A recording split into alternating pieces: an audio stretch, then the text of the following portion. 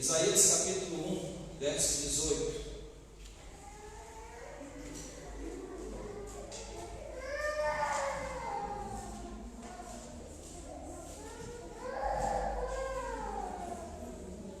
O título da mensagem hoje é Livres da Culpa. Existe uma questão na vida do cristão que é difícil de lidar, a culpa, né? A gente conhece a doutrina da salvação, de que Cristo morreu pelos nossos pecados, é isso? Para nos livrar da culpa, Ele nos concede o perdão, mas na prática nós temos certa dificuldade de lidar com isso. Muitos não acreditam que Deus pode perdoar o seu pecado especificamente. Então há pessoas que acreditam assim: Deus pode perdoar? Pode. Deus pode fazer milagres? Pode. Mas não comigo. Entende o raciocínio? Ele fez milagres, fez, mas na minha vida Ele não vai fazer. Ele perdoou, muitas pessoas perdoou, mas no meu caso Ele não pode perdoar. Então o objetivo da mensagem hoje é nós tratarmos dessa questão, tá? Isaías 1, verso 18 diz assim: Vinde, pois, e arrazoemos, diz o Senhor, ainda que os vossos pecados sejam como a escarlata, eles se tornarão brancos como a neve. Ainda que sejam vermelhos como o carmesim, se tornarão como a lã. E o verso 19 diz: Se quiserdes e me ouvirdes, comereis o melhor desta terra. Pois bem, esse é um verso para a gente começar. Então Deus diz aqui: vem, arrazoemos, ou seja, Deus está chamando o povo aqui para o quê? Para uma discussão, não é isso? Arrazoar é você discutir, você mostrar seu ponto de vista, o outro mostra o outro. Quando alguém está negociando e fica ali: não, mas tem essa condição, e o outro fala: não, mas tem esse ponto aqui que eu quero considerar. As pessoas estão fazendo o que ali? Estão arrazoando, né, para chegar num acordo. E aqui Deus está chamando seu povo, no caso aqui nós, eu e você, justamente para isso. Está dizendo: vamos discutir a situação, vamos arrazoar. E a conclusão dessa discussão, Deus diz assim, sobre os seus pecados, é que eles se tornarão o quê? Brancos como a neve, puros como a lã. Não é? Então, agora, irmãos, eu não vou pedir para vocês abrirem a Bíblia para acompanhar, mas se você quiser tentar, é no livro de Jeremias que nós vamos nos deter aqui um pouco. Jeremias capítulo 2, capítulo 6, vou ficar aqui bastante nesses livros, nesses capítulos iniciais de Jeremias. Primeira coisa, Deus está falando aqui de perdoar pecados, né? Limpar-nos dos pecados. O que é pecado? Nós conhecemos uma definição de pecado, como está lá em João, que o quê? Pecado é o quê? Transgressão da lei. Pois bem, só que antes de João escrever isso aí, já há uma definição de pecado, que eu até entendo assim, ser mais abrangente do que a definição de João. Não que a definição de João esteja errada, porque transgredir a lei de Deus de fato é pecado, né? Mas Jeremias 2, verso 13 diz assim: dois males cometeu o meu povo. Quais são esses dois males? A mim me deixaram o manancial de águas vivas. E qual o segundo mal? Cavaram cisternas rotas que não retêm água, não retêm as águas. Então aqui está uma definição de pecado. O que é pecado? Por que eu digo que é mais abrangente? Aqui diz assim, que o pecado, o mal, o grande mal que Deus está dizendo aqui que o seu povo cometeu foi o quê? Deixado. Então Deus estava com o seu povo, o povo virou as costas para Deus e falou assim: não quero saber de você, não quero saber do Senhor, me deixaram. Então esse é o grande mal que o povo de Deus cometeu.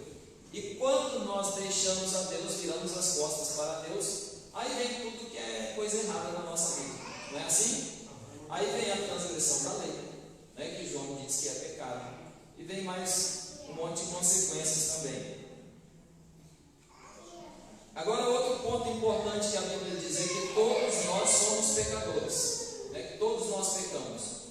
Então tem muitos textos na Bíblia que nos dizem isso, mas eu quero mencionar três aqui. 1 João 1, verso 8 diz que se nós falarmos que não temos pecado, já estamos pecando, ou seja, já estamos mentindo, não é? Romanos 3, verso 10 diz assim: não há nenhum justo, nem sequer um. E Romanos 3, 23 diz que todos pecaram e necessitam da glória de Deus. Lembrando que nós até estudamos na lição aí, né? A glória de Deus é o quê? O que é a glória de Deus, irmãos? Estudamos na lição, até tem meia hora. É a sua bondade. Então, quando Paulo diz que todos pecaram e necessitam da glória de Deus, então ele está dizendo, por causa do pecado, eu necessito do quê? Da bondade de Deus. Então, somos todos pecados. Pois bem, o que acontece quando nós pecamos? Qual a reação de Deus quando nós pecamos? Então, a Bíblia diz que Deus se entristece com a nossa condição de pecadores. Então, Jeremias 8, versos 6 e 7, eu não vou ler tudo, mas Deus diz assim: eu escutei e ouvi, não falo que é reto, ninguém há que se arrependa da sua maldade, dizendo que fiz eu, cada um corre a sua carreira, até a cegonha conhece as suas estações, a andorinha observa o tempo da sua ribação, mas o meu povo não conhece o juízo do Senhor. Quando eu leio isso aqui, irmãos, eu percebo assim um sentido de tristeza no texto. Deus está dizendo assim: olha os cavalos, a rolinha, a pombinha, todo mundo sabe o seu rumo, mas o meu povo não. O meu povo não conhece o juízo. O meu povo não se arrepende da sua maldade. Então, tristeza da parte de Deus. Aí Jeremias 6, verso 10, Deus diz assim: a quem que eu vou falar? A quem eu vou testemunhar? Porque os seus ouvidos estão incircuncisos. Eles não podem ouvir. A palavra de Deus para eles é coisa vergonhosa. Verso 16 de Jeremias 6 ainda diz assim: ponde-vos à margem do caminho e perguntai pelas veredas antigas, qual é o bom caminho? Andai por ele e achareis descanso para a vossa alma. Mas eles dizem: não andaremos. Então, nesses versos aqui, irmãos, Deus está mostrando assim certa tristeza. Eles olham, os animais sabem seu caminho. Eu falo, eles não ouvem, porque não gostam, têm vergonha da minha palavra. Eu alerto e falo assim: andem pelos bons caminhos. Eles dizem: não andaremos. Só que não acaba aí. O verso 17 ainda diz assim: também coloquei atalaias sobre vós. Atalaias são soldados que anunciam, ficam de vigia ali para dar os anúncios de aproximação de inimigos. Também pus atalaias sobre vós, dizendo: estai atentos ao som da trombeta. Mas eles dizem: não escutaremos. Observa aqui a situação do povo de Deus aqui na época de Jeremias. Deus falando de todas as maneiras, e o povo dizendo: não, eu não quero ouvir, não vamos escutar, não vamos andar no seu caminho. Só que, irmãos, Deus não se limita a se entristecer, Deus também nos adverte. Jeremias 2, versos 35 e 36, Deus diz assim: eis que entrarei em juízo contigo, porquanto dizes: não pequei. Que mudar leviano é esse dos teus caminhos? Aí Jeremias 6,19 diz assim: ouve tua terra, eis que eu trarei mal sobre este povo, o próprio fruto dos seus pensamentos, porque não estão atentos às minhas palavras e rejeitam a minha lei. Aí Apocalipse 3, verso 19 diz assim: eu repreendo e castigo a quem? A quantos amam. Então, irmãos, Deus nos adverte da nossa condição pecadora. Deus também nos adverte que o nosso pecado tem o quê? Consequências. E Deus nos adverte ainda que, se Ele nos ama, Ele vai nos repreender e, inclusive, nos castigar. Então, tem gente que fala assim: Deus não castiga. Calma aí, não é isso que está na Bíblia. Ezequiel, e lá em Apocalipse também repete isso: eu repreendo e castigo a todos quanto amo. A todos quanto amo. Então, está aí a tristeza de Deus e a advertência de Deus. E nós, irmãos, como pecadores, a gente vive no nosso pecado, às vezes cego, às vezes até sem saber que estamos pecando.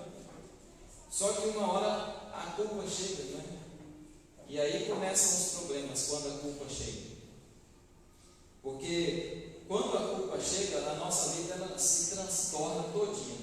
Davi, quando pecou e foi alertado do seu pecado, na sua oração, no Salmo 51, verso 3, ele diz assim: o meu pecado está constantemente diante de mim. Essa frase tem um significado interessante, por quê? Porque a partir do momento que Davi foi alertado do seu pecado, veja, Davi já tinha pecado e provavelmente já sabia que tinha pecado, não é? Davi adulterou, mentiu, mandou matar o marido da mulher lá que ele adulterou. Ele sabia que aquilo era errado, mas estava cego no pecado, mesmo sabendo que era errado. E aí, quando Davi é advertido pelo profeta Natan, então ele se dá conta do tamanho da transgressão que ele tinha cometido, e a partir dali, Davi diz assim: o meu pecado está constantemente diante de mim. Aquilo não dava paz para Davi, não deixava Davi viver em paz esse pecado. Por quê? Porque todo momento isso estava na sua mente, estava diante dele. Você é um assassino, você é um adúltero, um mentiroso, né? Então, o meu pecado está diante de mim. Isso é uma das consequências do pecado, né? A acusação que Satanás faz, e que a nossa própria consciência vai nos acusar também da culpa. Agora, tem um exemplo bíblico que eu acho muito interessante, que é o de Jacó. Por quê? Porque Jacó lutou com a culpa a sua vida inteira. E qual era a culpa que Jacó carregava? Vocês sabem? A culpa que Jacó carregava era de ter mentido e roubado a bênção do seu irmão. Então observe o seguinte: Jacó foge de casa. Lá no meio da sua viagem, ele deita, sonha lá com a escada, né? Anjos subindo e descendo. Deus está ali com uma visão muito interessante para Jacó. E essa visão, ela significava Deus tentando resgatar Jacó, tirar Jacó da sua culpa, né? Perdoar o seu pecado. E Jacó, reconhecendo isso, ele faz um voto a Deus, dizendo: se Deus for comigo e me guardar nesse caminho, né? Se me der pão para comer, vestido, de maneira que eu volte em paz para a casa do meu pai. Então, ele diz assim: eu vou adorar a Deus e de tudo darei o meu dízimo. Jacó faz um concerto ali com Deus, não é? Aí vamos para frente um pouco. Isso aqui está relatado em Gênesis 28. Gênesis 30, verso 43 diz assim, ó. Já depois de Jacó estar lá morando com Labão, ter casado e tudo, né? Gênesis 30, verso 43 diz assim: o homem aumentou sobremaneira as suas posses e teve grandes rebanhos, servos, servas, camelos e jumentos. Deus honrou o pacto que Jacó tinha feito com ele lá quando era fugitivo? Com certeza, né? Ele diz aqui que aumentou sobremaneira o seu patrimônio, né? Aí chega o dia que Jacó quer ir embora, e Jacó resolve ir embora e vai. Gênesis 32, verso 1, a Bíblia relata que quando Jacó está voltando, em um momento ali que ele já está chegando próximo da casa do seu pai, ele é informado de quem está vindo encontrá-lo: Esaú, aquele que ele enganou, aquele de quem ele roubou a bênção da primogenitura. E Esaú está vindo acompanhado de 400 homens. E aí Jacó, com muito medo, o que Esaú vem fazer com 400 soldados ao meu encontro, né? Não é para se pensar coisa boa, eu não pensaria coisa boa. Ele não vem para me proteger, né? Alguém que jurou matar. Mas aí a Bíblia relata o seguinte: que Jacó deixa todo o seu acampamento, porque Jacó era um acampamento grande que ia com Jacó, né? Muitas ovelhas, muitos servos, retornando para a casa do seu pai. E Jacó deixa esse acampamento para orar. E um anjo de Deus vem falar com Jacó. Só que a Bíblia diz assim, ó, que quando o anjo de Deus encontra com Jacó, ele teve muito medo e ele ficou perturbado. Então, aí o anjo ali conversa com Jacó, e Jacó tem uma luta com o anjo ali à noite, né? Chega um momento que o anjo diz assim: deixa-me ir, porque vem um rompendo o dia. E Jacó diz assim: não te deixarei ir se não me abençoares. Aí eu pergunto para você: que bênção é essa que Jacó tanto quer? Jacó já tinha enriquecido, já tinha muito cedro, muito animal, tudo. Essas coisas Jacó não precisava mais, já tinha 2 esposas, filhos. Né? Que bênção é essa que Jacó tanto quer? Porque para Jacó dizer assim para o anjo: eu não te deixo ir se você não me abençoar, ele tinha que estar muito convicto de que precisava de uma bênção, ou muito desesperado por uma bênção.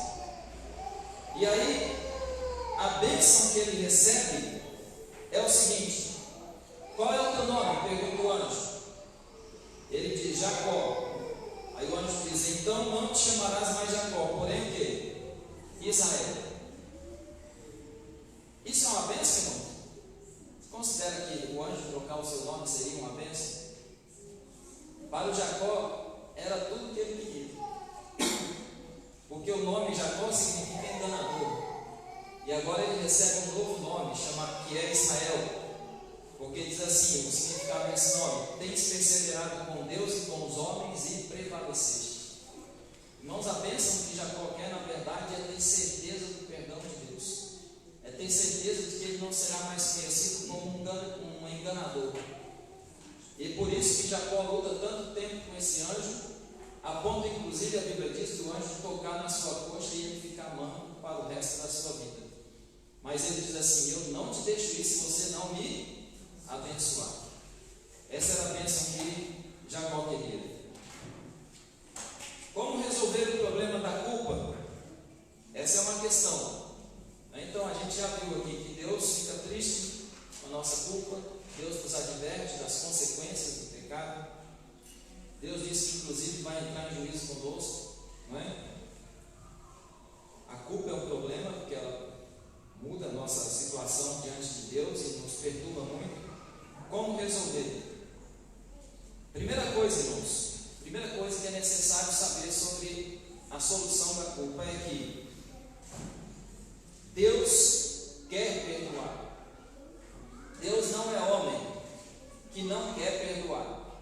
Quando alguém te magoa, qual é a sua primeira reação? Glória a Deus, vou perdoar alguém. É assim? Não. Sua primeira reação é o quê? Amaldiçoar a pessoa todinha, não é? Depois elaborar um plano de vingança. Aí, passado alguns dias, você começa, talvez, o juízo funcionar. Você diz assim: mas eu sou cristão, né? Eu tenho que perdoar, mas eu não quero perdoar, não. Apesar de eu saber que devo, mas eu não quero. E somos nós, seres humanos. Não é assim com Deus. A Bíblia é muito clara, eu vou mostrar aqui alguns versos da Bíblia que nos deixa com certeza plena de que quando nós pecamos, Deus não pensa igual a nós. E agora eu vou ter que dar um castigo, uma vingança desse indivíduo. Não. Deus, ele quer nos perdoar, ele quer. Quando nós pecamos, a primeira coisa imediatamente que Deus quer fazer é o quê? Nos perdoar. E aqui está o que eu considero o ponto mais difícil do perdão, irmãos, é a gente acreditar nisso. Muitas vezes nós pecamos e pensamos assim: e agora Deus está com raiva de mim? É ou não é assim? E nesse momento Deus está irado comigo, porque eu pequei. Não é assim, irmãos, com Deus. Esse pensamento quem coloca na nossa cabeça é o diabo. Pensar que nós temos um Deus que fica irado conosco, que quer nos destruir porque nós pecamos. Esse é o diabo que coloca na nossa cabeça, porque ele sabe que se nós pensarmos assim, todo o plano da salvação para nós é inútil. Se eu pensar que Deus quer me castigar, quer me matar, quer se vingar porque eu errei, o plano da salvação se torna inútil para mim. Então vamos lá, o que a Bíblia diz sobre isso? Um texto que nós já lemos hoje aqui, Êxodo 34, versos 6 e 7. Moisés pede ali para Deus se mostrar para ele, né? Senhor, me mostra aí, eu quero ver o Senhor. E aí, quando Deus passa diante de Moisés, a Bíblia diz assim, que o Senhor passou por diante dele e clamou. O próprio Senhor clamou: Senhor, Senhor Deus, vai contando aí comigo, compassivo, clemente, longânimo, grande em misericórdia, grande em fidelidade, guarda misericórdia em 1000 gerações, perdoa a iniquidade. Quantas? 7. São 7 atributos de Deus aqui relacionados ao quê? À graça e ao perdão. Longanimidade, compassivo, clemente, grande em misericórdia, que perdoa a iniquidade, a transgressão, o pecado. Então, irmãos, quando Deus se apresenta assim para Moisés, qual seria o propósito de Deus em se apresentar dessa forma para Moisés? Porque Moisés já tinha conhecimento de que a presença de Deus podia ser um problemão para qualquer ser vivo. O povo de Israel, quando viu a Deus no monte, a Bíblia diz que eles ficaram com tanto medo que falaram assim para Moisés: Moisés, vai lá e fala você com o Senhor, não deixa a gente falar não, porque nós não conseguimos, nós estamos com medo de Deus. Vai lá, fala e depois você traz para a gente o que ele falou. Então Moisés sabia quem era Deus, irmãos. Então Deus se apresenta para Moisés, nas suas palavras agora, não como Deus que coloca medo, que impõe terror, mas como Deus que faz o quê? Que perdoa. Deus que perdoa.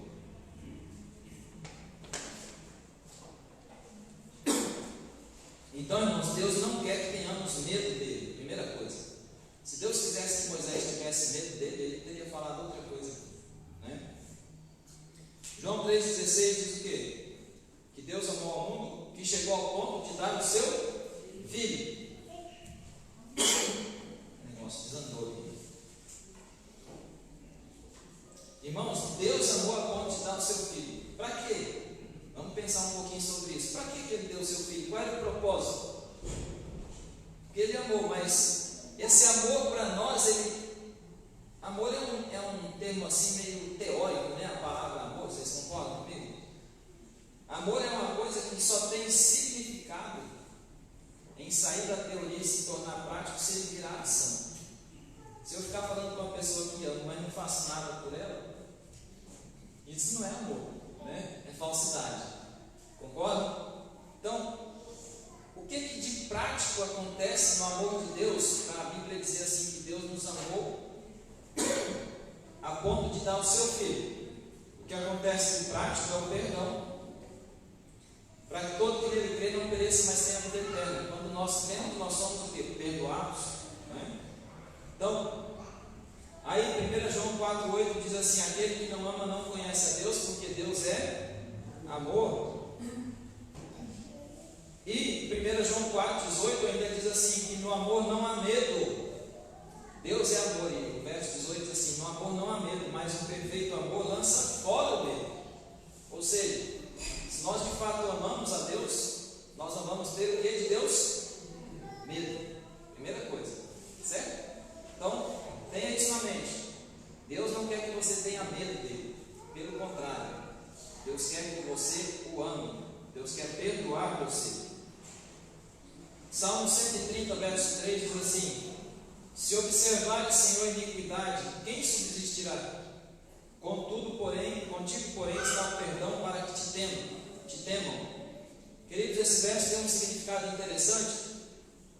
O Salmo está dizendo aqui o seguinte: que não é a disposição de Deus em castigar, mas a disposição de Deus em perdoar que vai desenvolver em nós o temor a Deus.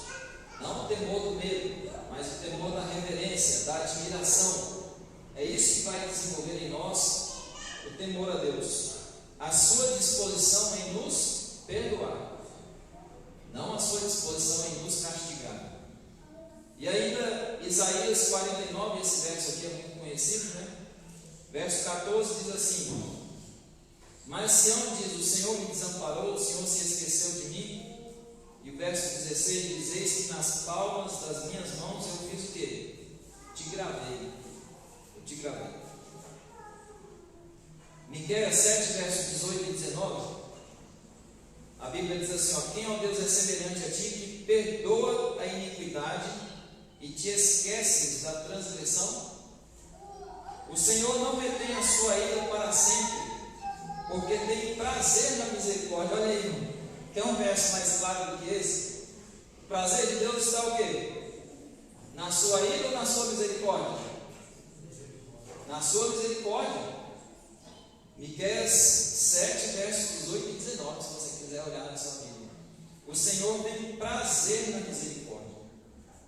Aí vem aquela parte conhecida que diz assim: pisará os pés das nossas iniquidades e lançará todos os nossos pecados na profundeza do mar. Por quê? Porque o Senhor tem prazer em quê, irmão? Hein? Então vamos lá. Vamos supor que eu tenha a capacidade de dar alguma felicidade para Deus, certo? Como que eu vou dar essa felicidade para Deus? É reconhecendo a sua misericórdia. É sabendo que Ele me ama, que Ele tem prazer em me amar, mesmo eu sendo o quê? Pecador. Mesmo eu sendo um transgressor. O prazer de Deus está na misericórdia. Misericórdia, irmão, não é eu chegar para o André, está tudo bem entre nós, né? André? Eu digo assim: André, trouxe um presente para você. Isso não é misericórdia. Certo? Isso aí não é misericórdia. Agora, se o André me machucar, se o André me ferir de alguma forma, e eu chego assim: André, a situação ficou ruim aqui, nós vamos voltar ao que era antes. Eu vou pôr um pano em cima disso aqui, vou esquecer isso aqui, né? Não vou ficar me lembrando disso, e vamos restaurar nossa amizade ao que era antes.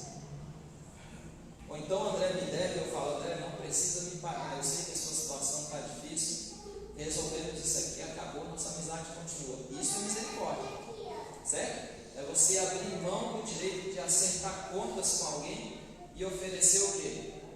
Graça, perdão, né? Isso é misericórdia. Então Deus tem prazer na misericórdia. Agora vamos colocar aqui. Então quando eu pego, o prazer de Deus é o quê? É a misericórdia, é vir a mim e dizer assim: filho, eu sei que você está imundo, né? Trapos de imundícia aí, a sua condição, as suas vestes, mas eu tenho misericórdia, eu fico feliz demais se você aceitar a minha misericórdia. Então, se existe alguma coisa que eu possa fazer para deixar Deus feliz, né? Para dar algum prazer a Deus, é fazer o quê? Aceitar a sua misericórdia. Aí Mateus 12, verso 31, Jesus diz assim: ó, todo pecado e blasfêmia serão perdoados. Todo pecado e blasfêmia serão perdoados. Então, irmãos, aqui vem um ponto que eu comecei falando lá no início. Muitos acreditam no perdão de Deus, mas para os outros.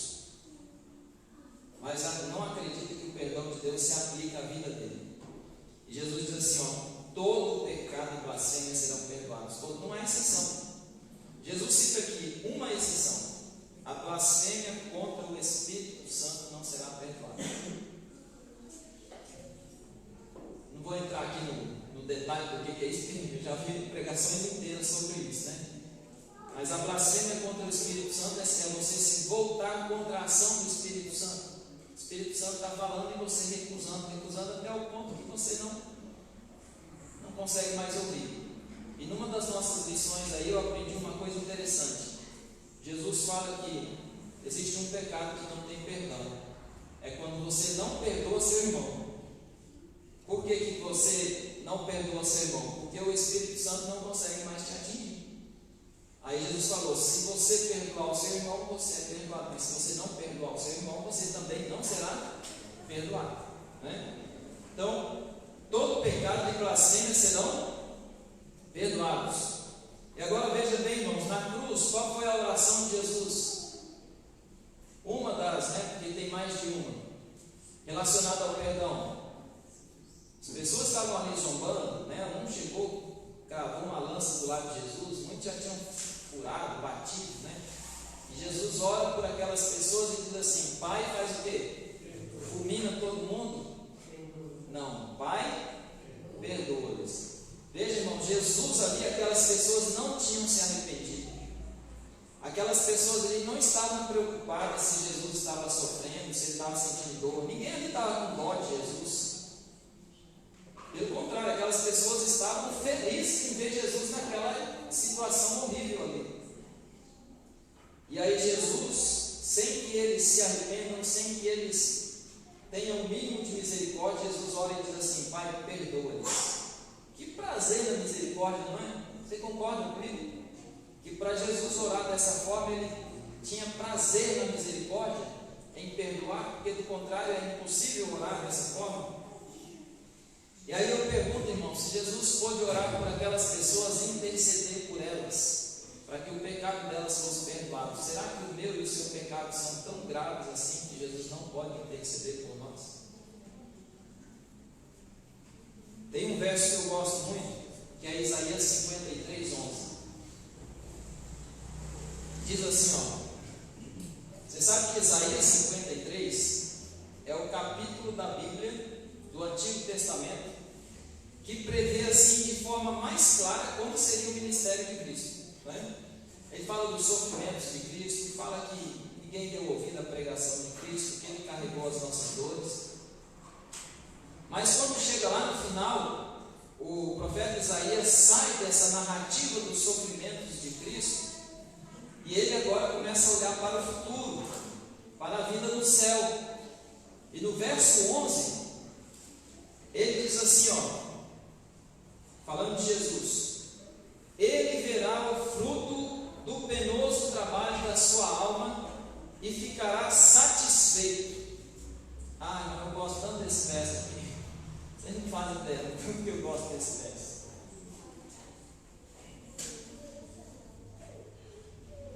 O penoso trabalho da sua alma. Qual foi o penoso trabalho da alma de Cristo Jesus? Qual foi o penoso trabalho de Cristo Jesus? Se não foi viver nesse mundo, sofrendo perseguições e culminar tudo isso morrendo numa cruz. Esse é o penoso trabalho da sua alma. Aí a Bíblia diz assim, que quando Cristo nos ver no céu, o fruto desse penoso trabalho é o quê? São as pessoas. O verso continua dizendo assim: porque ele justificará a muitos as iniquidades deles e levará sobre si. Esse é o penoso trabalho, levar a iniquidade nossa sobre ele. O fruto é o quê? É nós sermos salvos, de estarmos no céu. Aí Isaías diz assim, que quando Cristo nos vê no céu, nós que somos o fruto desse trabalho dele, a Bíblia diz que ele vai ficar como, irmãos? Satisfeito. Satisfeito. E eu gosto muito da palavra satisfeito aqui, porque a palavra satisfação, ela me dá um entendimento de alguma coisa que enche o nosso coração de alegria, que nos enche de alegria por completo. É muito legal quando você luta por uma coisa, se esforça, batalha, não é? E você consegue atingir a meta que você propôs. E irmãos, não é difícil, talvez você mesmo já tenha passado por isso. Aí quando você consegue, você do nada está sozinho e você dá uma risada, né? Aí você lembra daquele rir sozinho. Quem olha assim pensa, está doido, né? Mas só você sabe o que está motivando o seu riso. Satisfação total.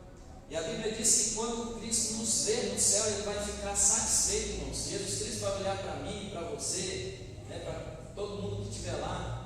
Jesus não vai apontar o dedo e dizer assim: rapaz, você deu trabalho lá, pecou muito.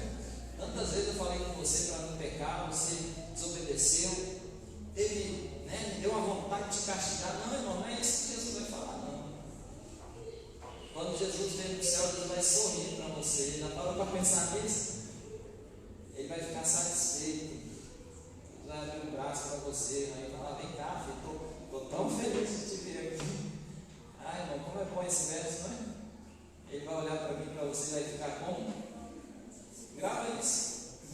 Satisfeito. Toda vez que o inimigo colocar na tua cabeça assim: ah, você merece perdão, não. Lembra disso. Que se você aceitar a misericórdia de Deus, Ele tem prazer em te oferecer. O dia que você chegar no céu, Jesus vai olhar para você e vai ficar como? Satisfeito. Não esquece disso não. Não esquece disso não. Então, tá aí. Agora, irmãos, solução para o pecado, né? Primeira coisa que a Bíblia nos diz: voltarmos para o Senhor. Lembra que eu li lá de Jeremias que Deus fala assim: meu povo cometeu 2 grandes males. Qual foi o primeiro? A mim me deixaram, viraram as costas para mim, não é? Então aí Deus fala assim, Jeremias 3, verso 12: volta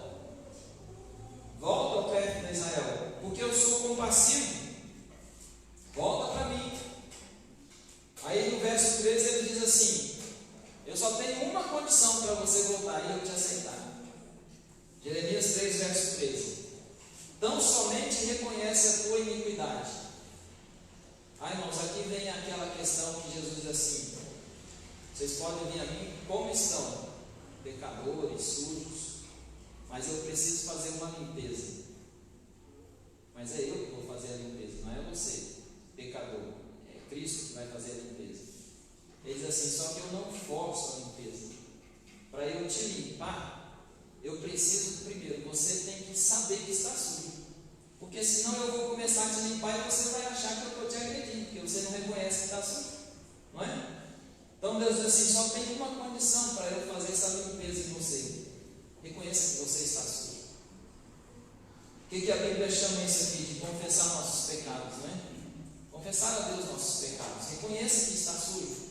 Se você voltar-se para Deus, reconhecer que está sujo, Ele tem prazer na misericórdia, tem prazer em te limpar. Aí 2 Crônicas 7, verso 14 diz assim: se o meu povo se chama pelo meu nome, fizer o quê?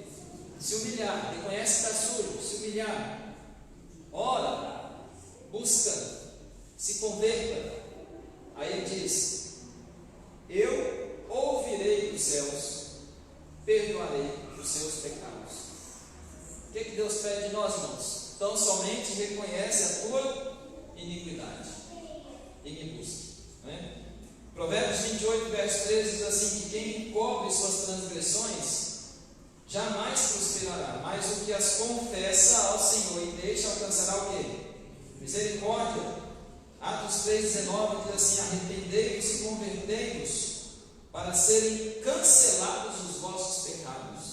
Irmão, tem uma coisa que eu acho muito legal na hora do batismo, e infelizmente nem todo pastor fala, pelo menos é o meu entendimento, aqui é uma questão de opinião, mas é quando alguém vai ser batizado e o pastor diz assim: para que sejam apagados os teus pecados. Olha que coisa linda, não é? Jesus falou assim: quando você é batizado, seus pecados são o quê? Zerado, irmão, a ficha limpa. E às vezes eu vejo alguns batismos em que o pastor não diz isso assim, e para mim particularmente, assim, no meu entendimento, fica faltando, sabe, assim, essa mensagem forte para a pessoa que está se batizando, dizer assim: ó, os seus pecados estão o quê? Apagados, perdoados, limpos, não é? Então a Bíblia diz aqui: arrependei-vos e convertei-vos para serem cancelados os vossos pecados. E por último, João diz que se nós confessarmos, Ele faz o quê? Ele é fiel e justo. Deus que disse que tem prazer na misericórdia, Ele é fiel ao que Ele disse, e Ele nos perdoa e nos purifica. E mais um ponto aqui que a gente precisa levar em consideração. Então eu já citei aqui que precisamos nos voltar para o Senhor e confessar os nossos pecados. Um outro ponto: precisamos, a partir do momento em que nos voltamos para Deus, procurar viver em santidade. Quando Jesus perdoou a mulher adúltera, Ele disse assim: vai e não peques mais. Irmão, será que Jesus estava dando uma ordem para aquela mulher de que ela nunca mais poderia cometer pecado algum? Não era esse o contexto. Mas Jesus disse especificamente em relação àquele pecado que ela estava sendo acusada ali de morte. Jesus disse: não pratique mais isso. Vai e não peques mais. O que isso significa na vida do cristão? Santificação. Santificação. 1 Tessalonicenses 4, verso 3 a 8, eu não vou ler tudo, mas diz assim: que a vontade de Deus é a nossa santificação. É a vossa santificação. E lá no finalzinho diz assim: quem repele isso, ou seja, quem repele a santificação, não repele ao homem, mas repele a Deus. Ou seja, quando nós nos recusamos a procurar a santificação, nós estamos, na verdade, fazendo o que Deus disse lá em Jeremias. Nós estamos virando as costas para Deus, deixando a Deus e procurando outros caminhos que não nos satisfazem. E Hebreus 10, verso 35 e 36 diz assim: não abandoneis, portanto, a vossa confiança, tendes necessidade de perseverança. Irmãos, a santificação é um processo. Uma vez eu ouvi uma pregação quando eu era criança e eu gravei muito bem isso. A nossa salvação tem 3 etapas. A primeira é a justificação. segunda é a santificação, e a terceira é a glorificação. A justificação é quando você se volta para Deus, confessa seu pecado, e Deus não recusa o perdão e diz: você está pronto, está justificado, certo? Só que você continua vivo, e provável que você vai ter que lutar com as suas fraquezas, com suas tendências, com seus pecados, que você talvez tenha costume de praticar, mas você tem que estar em comunhão com Cristo o tempo todo, porque você vai vencendo essas coisas. A gente não deve focar assim: agora eu vou lutar contra esse pecado, que vai ser derrota, irmão. Não faça isso na sua vida, não. Agora eu vou lutar contra esse pecado aqui, eu gosto de mentira, agora a minha luta é contra a mentira. Pronto, o diabo acabou de te ganhar. Meu pecado é o adultério, agora eu vou lutar contra esse pecado. Meu pecado é a cobiça. Agora, irmão, você sabe qual é o problema disso? Você tira o foco de Deus e coloca o seu foco aonde? No pecado. Esse é o problema. E o foco do cristão não deve ser o pecado, o foco do cristão deve ser estar junto de Cristo Jesus. Todos nós temos alguma fraqueza que a gente fala assim: meu ponto fraco é esse. Mas eu quero te dizer de uma que todos nós temos. Sabe qual é? É a comunhão com Deus. Fala para mim, é fácil você acordar de manhã e dizer assim: eu vou passar 1 hora agora estudando a minha Bíblia e orando? É fácil? É todo dia que você acorda e consegue fazer isso? A gente luta, irmão, contra muita coisa que a gente acha que deve lutar contra, mas a gente não luta a favor. E talvez esse seja o grande problema. A gente não luta a favor da nossa comunhão com Cristo. Essa é a nossa maior luta, a comunhão com Cristo. Então, a Bíblia diz que nós precisamos da santificação. E o que é se santificar? É você querer cada dia mais estar mais perto de Deus. Estudamos aí a lição da escola sabatina. O que Moisés fazia quando via Deus? Eu quero conhecer um pouquinho mais. Senhor, me mostra o teu caminho. Aí Moisés, abusar para usar uma palavra aqui que não é certamente esse o sentido do comportamento de Moisés, mas Moisés, na intimidade com Deus, ele falou assim: Senhor, o Senhor já me falou tanta coisa, eu estou ansioso para te ver. Não é que Moisés estava presunçoso, irmão, de achar que merecia ver a Deus, né? Não é nada disso. Mas Moisés, ele foi tendo um conhecimento tão grande de Deus que ele chegou a um ponto que ele falou assim: Senhor, por favor, me mostra pelo menos um pedacinho de quem é o Senhor. Eu quero te conhecer mais. Isso é santificação. Cada dia conhecendo mais a Deus, cada dia decidindo ficar mais ao lado de Cristo. Isso é a santificação. E essa é a vontade do nosso Deus, né? Isaías 55, verso 7 diz assim: volte-se para o nosso Deus, porque Ele é rico em perdoar. E 2 Crônicas 30, verso 9, diz assim: olha, porque o Senhor vosso Deus é misericordioso e compassivo, e não desviará de vós o rosto, se vos converterdes a Ele. Muito boa essa promessa, né? Então aqui, Deus que é fiel está dizendo assim: se você se converter, jamais eu vou me desviar de você. Jamais eu vou desviar de você o rosto. Essa semana eu estava na academia e estava lá passando um dos jornais da manhã, né? Acho que era Bom Dia DR, se não me engano. E eles estavam falando do show de uma cantora famosa internacional que vai ter aqui no Brasil.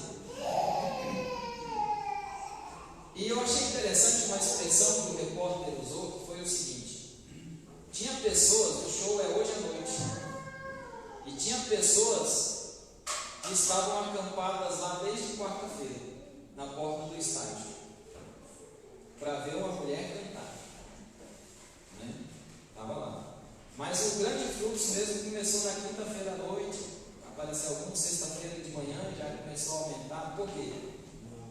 Porque essas pessoas, elas querem ficar o mais perto possível do palco, né? Elas querem ficar ali, no limite, até onde pode ir perto do artista, né? Até onde a segurança permite.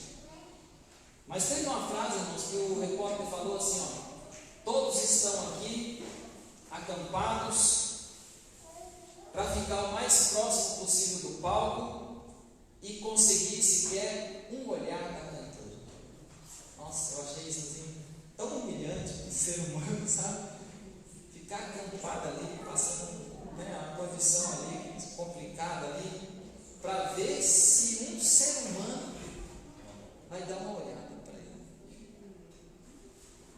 Que coisa horrível, né? Um ser humano chegar nesse ponto. Mas se a gente já imaginou, irmão, se a gente tivesse essa disposição assim de ficar perto de Deus, né? Buscar a Deus, tentar se aproximar ao máximo de Deus, aí a Bíblia diz assim, que nós não precisamos implorar pelo olhar de Deus, por quê? Porque Ele já está atento a nós. Ele já está atento. E se nós é que precisamos olhar para Ele, olharmos, Ele diz assim, que Ele jamais desviará de nós o rosto dele. Olha aí, né? Em vez de a gente ficar correndo atrás de olhares humanos aí, né? Vamos procurar olhar para Deus, por quê? Porque os olhos de Deus já estão colocados em nós, né? E eu quero terminar aqui com João 5,39, que diz assim: examinais as Escrituras.